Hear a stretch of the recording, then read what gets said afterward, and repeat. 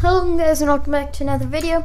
Today we're going to be looking at another part in the alternate future of the world. So last time we saw a few alliances fall into three main ones, the African one, the just US's one, and the Russian and Chinese one. So today we're going to be continuing that series, although first thing I should be stating here is that the map is going to look a tiny bit different to what it used to look like. I lost the mapping file, so I had to completely redraw in all the borders. So yeah, here it was a bit more curvy, but it should be pretty similar, and all events did end up happening the same way. So how's this war gonna be starting? Well, there are a few ways I could see it starting, but what we're gonna have is Saudi Arabia and Jordan. As in the last part of the alternate future series, we saw Jordan leaving this Middle Eastern kind of pact to join the US's, and yeah, that was never fully made into a treaty, which means Saudi Arabia now still sees Jordan as independent, and holy crap, that just started a massive war. Also, this is still on the old map before I got the new, more detailed map, so yeah, we're just gonna have to deal with that, but hey, it's fine. Also, okay, yeah, Ukraine is with the West. I just have to check it every once in a while. I have it just on a new tab. When you make a lot of alternate future of the world, you have to remind yourself and like re-watch all of your videos, because a whole lot of things change and you gotta remember every single one of them. But here we have to color in the entirety of the US's alliance, as it would all be activated here upon this war happening in real life.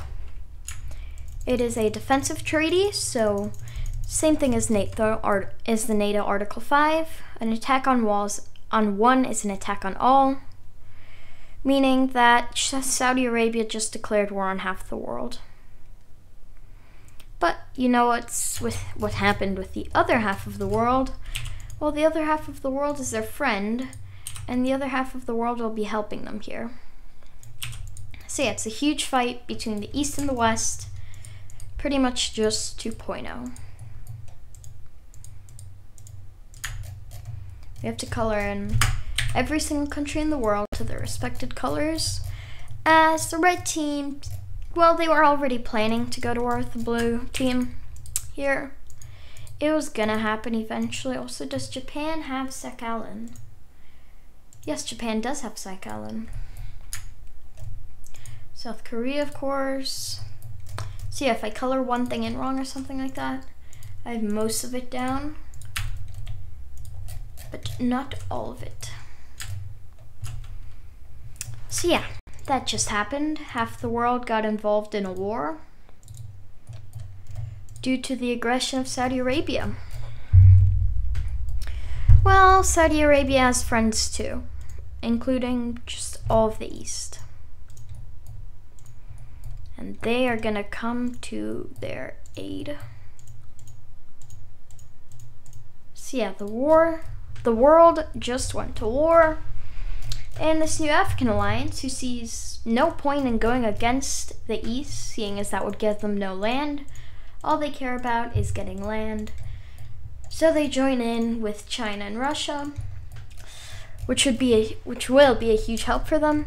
But going against China and Russia is gonna be the Indian alliance, who wants nothing more than to kill them. Also, Indonesia's actually on the red team. Yeah.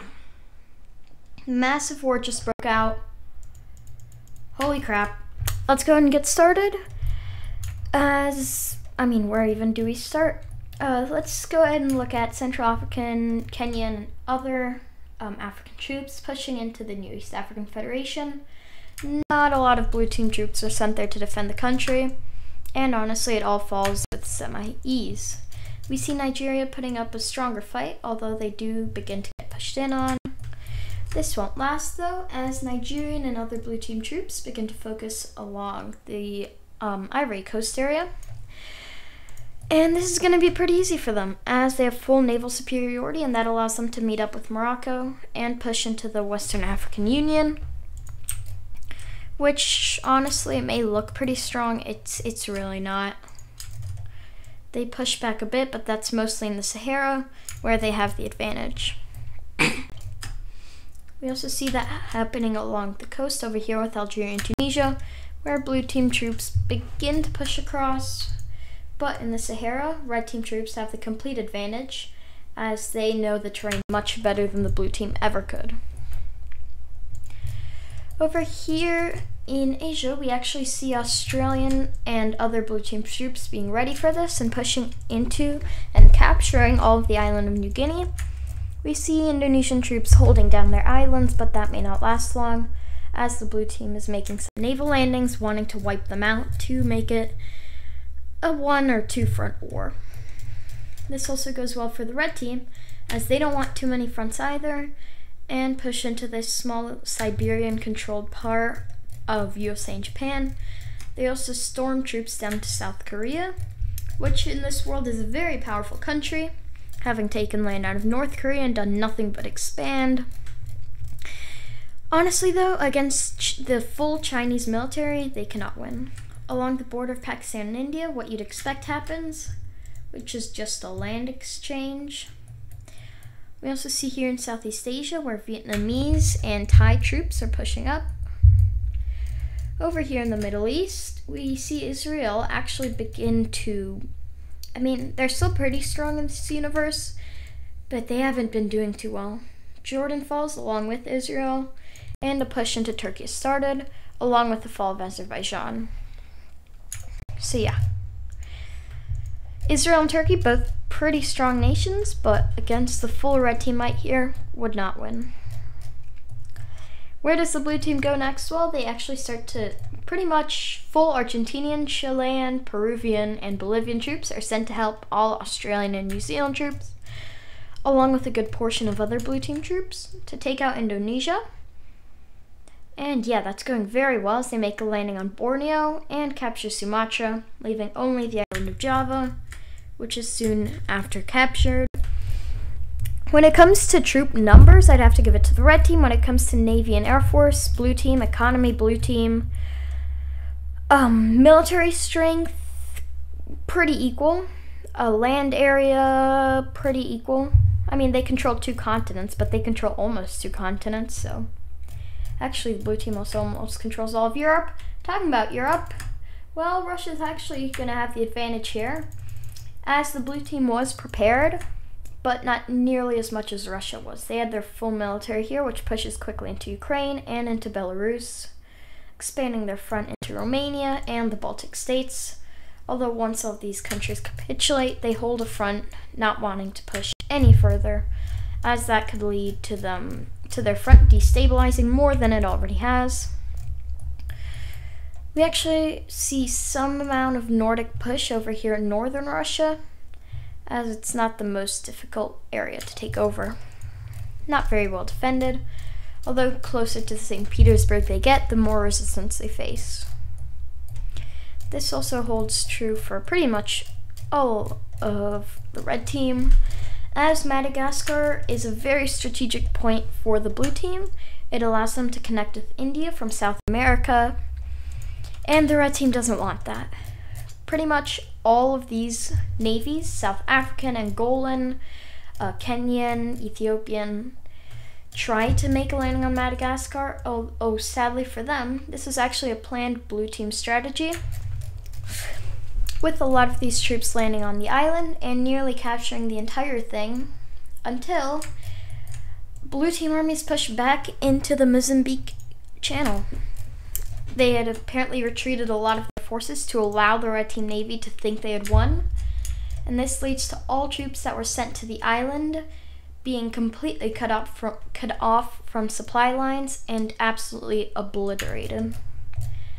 So yeah, smart strategy, definitely. With that, even the ripples are seen even over to Nigeria, who's being able to push back successfully. Along with that, pushback in Morocco and Algeria is seen, as all of Africa lost troops for this planned invasion by the red team, which, well, let's just say did not go well. Places that are going well for the red team is actually in Turkey, though, where they're able to continue to push with full Iranian, Saudi Arabian, Egyptian, and a lot of Russian troops. It's enough. Over here in Europe, not so well, as the Russian dig-in was not enough to stop some European militaries to begin to push back, although the Russians still hold on to a majority of the land. Over here in northern Russia, the original Finnish push is quickly expunged, as it really didn't have enough strength to keep going. It was just to kind of frighten Russia. We also see the blue team begin to dedicate a lot of resources here to Southeast Asia, as they have lost their foothold in the Korean Peninsula and they've lost their foothold in Siberia, with both the Chinese and Russian navies protecting the waters around them fiercely. They see this as their best point of invasion. We actually see China having mostly stabilized, although there are still some groups in Tibet that rebel. With that, the full Chinese army is now arriving, and holy crap is it strong. They push back heavily, although overall are still kicked out, and the Chinese Navy actually manages to capture the strategic island of Taiwan. With that, they did have to retreat their troops from northern India, though, meaning that Pakistan, who was not ready for this, is being pushed back by India heavily, although they've been doing their own pushing back along the border as well.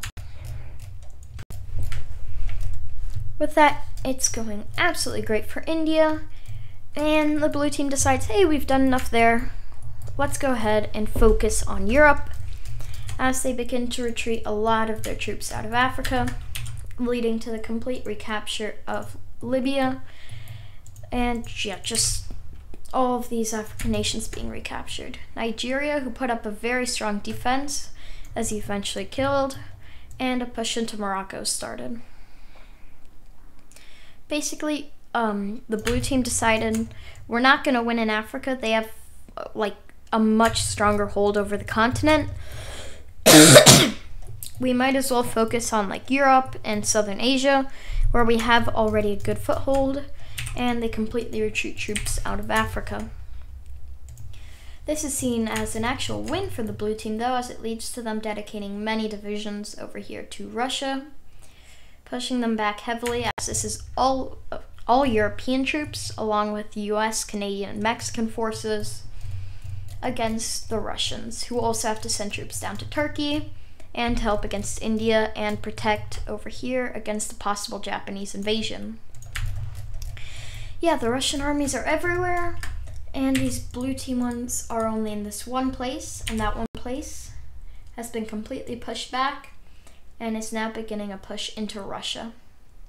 This world, same thing as China, it's semi-stabilized itself, but it's done that through fear, and that's not going to work out very well now, is it?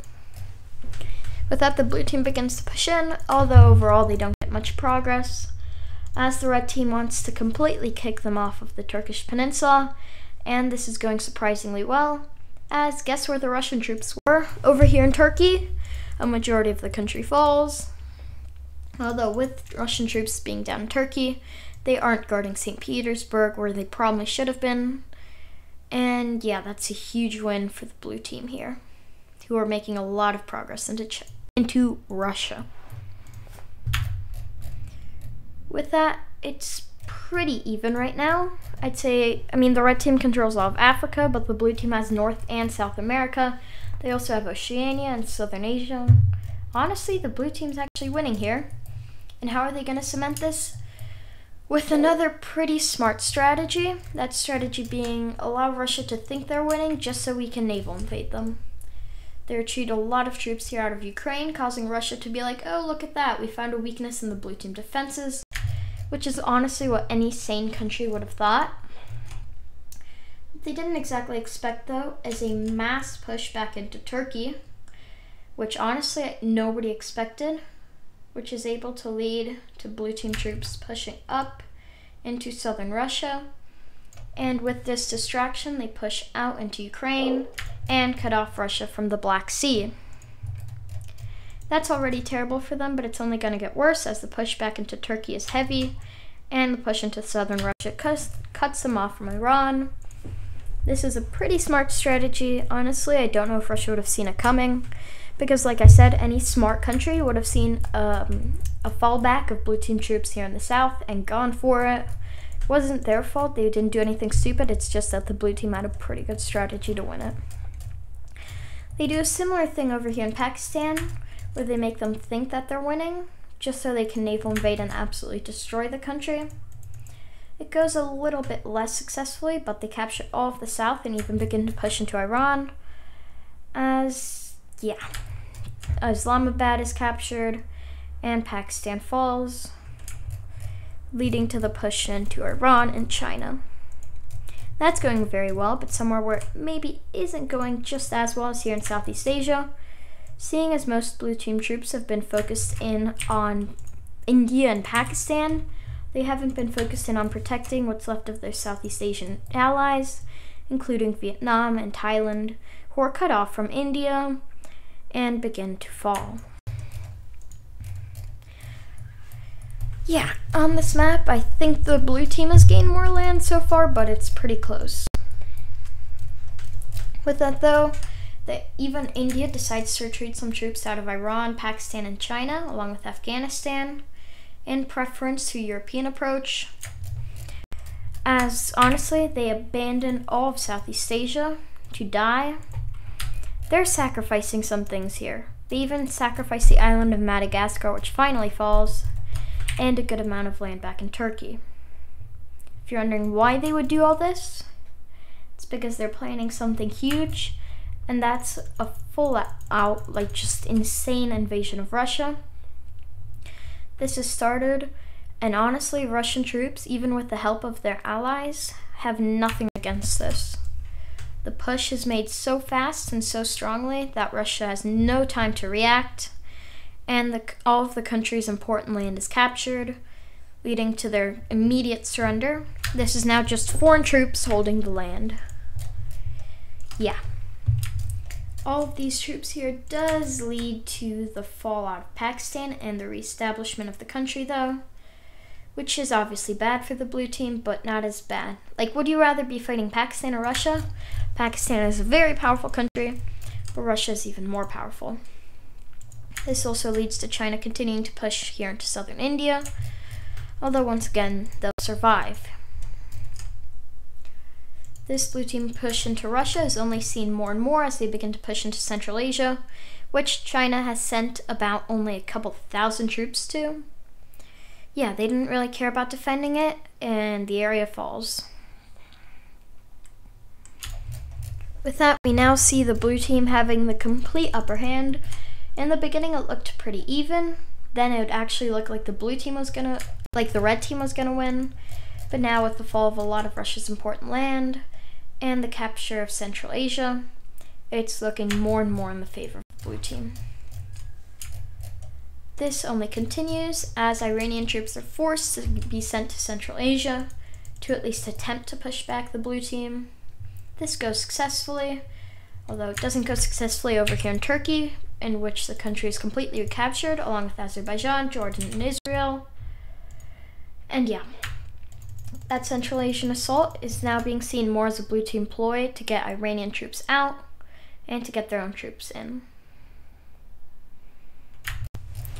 With that, they easily push into Saudi Arabia as the country was invaded and puppeted by Iran, but they don't want to be on the red team here. They want to be helping out the blue team, as relations have been mostly fixed with the US and they'd rather be on their side.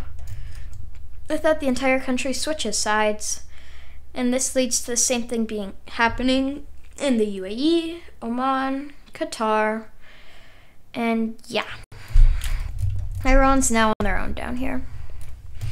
With that, Egypt holds at the Suez, but someone who can't say the same as Iran, who is now being completely overwhelmed. Protests in their country explode, and the government is really being forced into hiding here. All of Central Asia is recaptured, and some lands in northern Iran as well.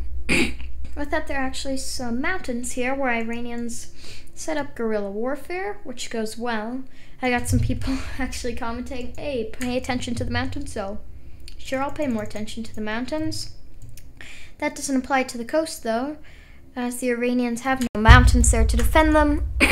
Well, maybe a few hills, but nothing important. That leads to the split of the country into two.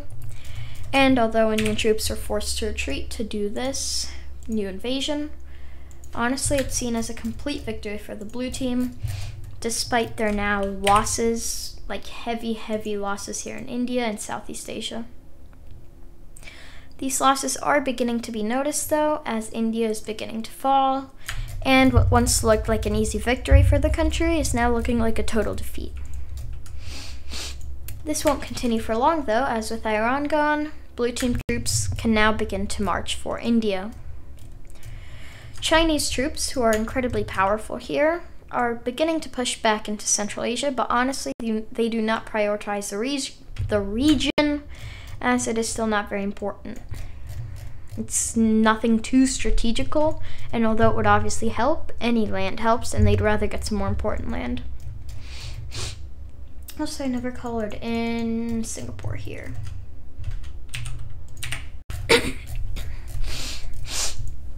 So yeah, let's go ahead and continue the war, as the blue team is going to continue to push into Iran. And honestly, they do not focus on Africa here at all. They would much rather take out Asia, and they do this with the landing here in eastern Russia, leading to Chinese forces having to be deployed there too. And honestly, besides Pakistan, China is holding this entire front in India, in Iran, in Russia, in Central Asia, in eastern Russia, in Korea, all along the coast to protect from US and other blue team naval attacks, which actually leads to the recapture of Taiwan. Yeah, it's just looking worse and worse here for the red team. This only continues as, once again, this is just China and Pakistan protecting this land, and Pakistan isn't going to last much longer as they're now fallen victim to the blue team sweep, along with anything that's left from Central Asia. This now leads to a push into China. And honestly, this is the blue team's greatest pushback yet, as it leads to the recapturing of a lot of Indian land, including their capital. With that, once again, this is pretty much just Chinese troops who have to hold all of this land, and that's just not going to work, as they're forced to retreat fully out of India, Bangladesh, and a majority of Southeast Asia. Yeah, Chinese troops here, they're strong, incredibly strong. The Chinese economy here is pretty good. But the full blue team navy is now down here and from Southeast Asia through Taiwan to Japan. Yeah, they're blockading the Chinese. And China's just going to slowly fall here until the country eventually capitulates. The blue team actually sees this as a bit of a failed attack, though, as when it comes to casualties, China is fighting very hard here. They are giving it so many men that the blue team abandons the project, as it is just seen as too difficult and a waste of time. What isn't seen as a waste of time, though, is pushing into Africa, as they want to capture the leaders. That includes Egypt, making a landing over here in Western Sahara. Well, no, not in the Western Sahara, but pretty close over here in Western Africa. And they also make a landing here near South Africa and Angola, two very powerful countries in the alliance, along with one over here in Sudan, another one of the main leaders. This is basically made to capitulate the entire alliance, with all the important land of the West African country being captured, along with Egypt, Libya, Sudan. Well, no, Sudan not fully, but definitely partially. With Sudan gone, it's pretty much just South Africa leading to the alliance. And honestly, yeah, the blue team is reinvading Africa here. It's not going to be very good for the red team. Let's just say that, with Morocco, Algeria, and Tunisia all being recaptured, along with Libya and Egypt both fully surrendering. Chad and this Western African nation have no chance,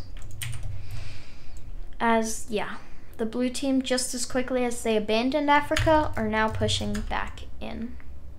Hey, the red team does attempt a small push here in the south, with South African troops fully kicking out all the blue team landings, although it wasn't very well supplied, so I don't know what you'd expect.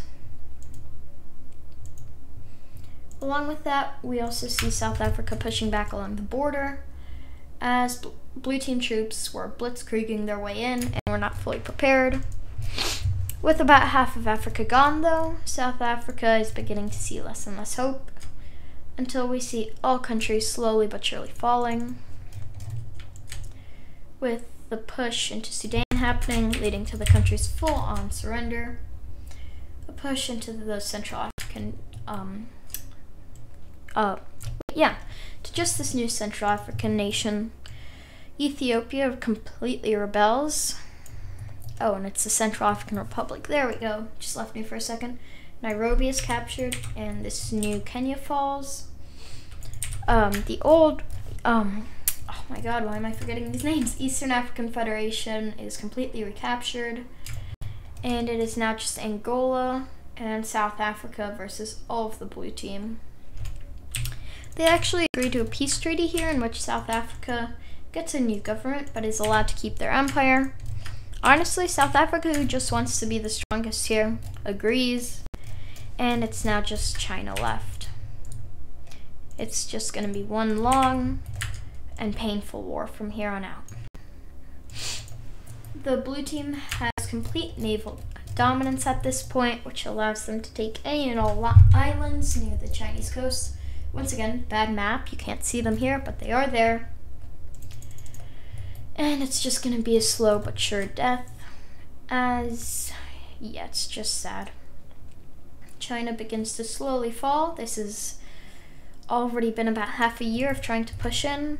Eventually, full troops are retreated from Mongolia and Russia to protect the homeland. All of the west falls, and it's not amazing. The Korean Peninsula is recaptured, along with the majority of Manchuria. There has already been another half a year. Let's look at the progress after another year. And at this point, China knows it's lost the war. Propaganda keeps its people fighting. But with the fall of Shanghai and the Allies getting closer and closer to Beijing, China's forced to surrender, and the blue team has won. So I hope you guys enjoyed. I will not be drawing in the borders right now because this video has already been long enough. But if you want to see that in the next alternate future video, hope you guys enjoyed, and goodbye.